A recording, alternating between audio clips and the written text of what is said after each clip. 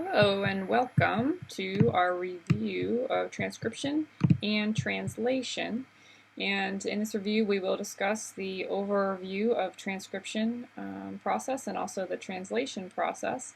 And at the very end we'll talk about the result of changes in the DNA sequence or mutations and how that can affect protein sequence. So just to give us a general overview, transcription, we are taking the DNA and writing it in RNA language. So transcribing, like when you scribe something, you're writing it a little differently. So DNA and RNA, they're pretty similar, as we know. There are some differences. So I like to say that it would be like writing the word or the sentence, the red dog in print, and that's DNA.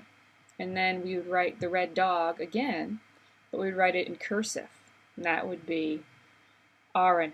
You're transcribing it a little differently. So you're just making a copy, but you're doing it in a little different way.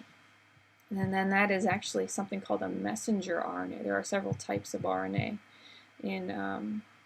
involved in the process and in existence, but mRNA is the one that takes the message to the cytoplasm, to the ribosome, and then we take that mRNA, that messenger, and the ribosome uses it to put together a polypeptide or an amino acid sequence to make a protein.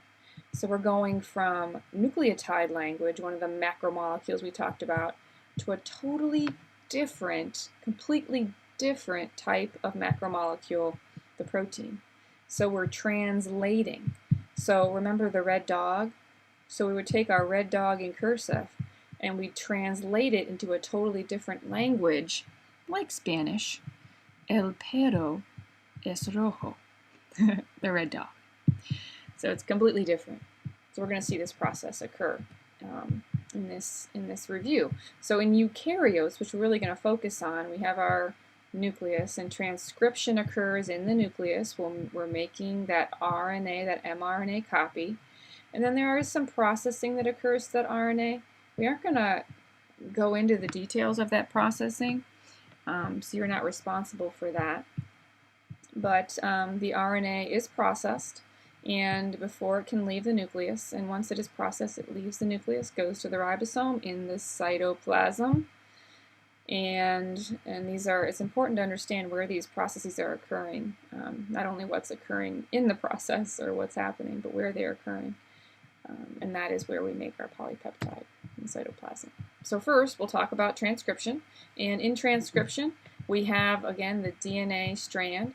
And being as though RNA is only single-stranded, we only use one of the DNA strands as a template to make a copy in RNA. It really just depends on the gene, which strand is used as the template, and it can be, different from one gene to the next. So, for instance, in this gene 1, in this DNA molecule, we are looking at this particular part of the DNA, transcription. Now, remember, in RNA, we have uracils instead of thymines. So whenever you see an A or an adenine in DNA, you're going to match it up with a U, and so on and so forth. Okay, so that's really the biggest difference there as far as the nitrogenous bases are concerned. So be very careful with that. And then what we end up with is groups of 3 nucleotides coding for, eventually in translation, an amino acid. So UGG codes for this amino acid, tryptophan. Okay. And UUU codes for the amino acid, phenylalanine. Well, how did I know that? This beautiful mRNA codon table. The important thing to remember about this table is that it is mRNA bases in this table. Always remember that. It's mRNA bases. And again, the mRNA is going to tell the ribosome which amino acid to bring in. So if you have a UUU in your mRNA, you'll know that the ribosome will direct the making or the bringing in of a phenylalanine. with another RNA molecule called tRNA, and we'll see that. So become familiar with this table. Now there are some special codons here. AUG is something called the start codon. It always comes at the beginning. It can come in the middle or towards the end or wherever else, but it's always at the beginning, and it tells the ribosome, hey, start here. This is where we need to start this translation process. And then there are some other codons here, and these come at the very end of the RNA, and it tells the ribosome, all right, we're done here. Stop translation. Okay, so those are the stop codons. There are 3 different stop codons, and you'll be given this table. You don't need to memorize this table. So as we can see here, this is a really nice view of the RNA polymerase working on a DNA strand, adding those nucleotides. And again, it's only using one of those strands. So RNA polymerase is a pretty amazing enzyme. It can pull the strands apart. It can add new nucleotides all on its own to the growing mRNA strand. And it is really just like a super enzyme, I'd have to say. Only one enzyme needed here. Now, what we'll do now is we're going to take a look at a video animation of transcription from the Isidore website. It is fantastic. Very simple. So here we have our DNA strand, and here comes our RNA polymerase super enzyme. Do you see its cape? Okay. All right. So we have something called the promoter region, which is a regulatory sequence just above the coding region of the DNA that should be copied.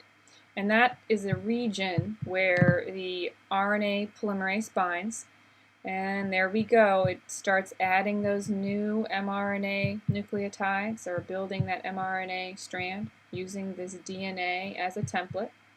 And it comes to a sequence at the very end of the gene called the terminator sequence, and it tells the RNA polymerase, hey, get off, we're done, you've copied the gene in mRNA. Okay, and when it comes to that terminator sequence, the RNA polymerase falls off and transcription is done. We've done transcription.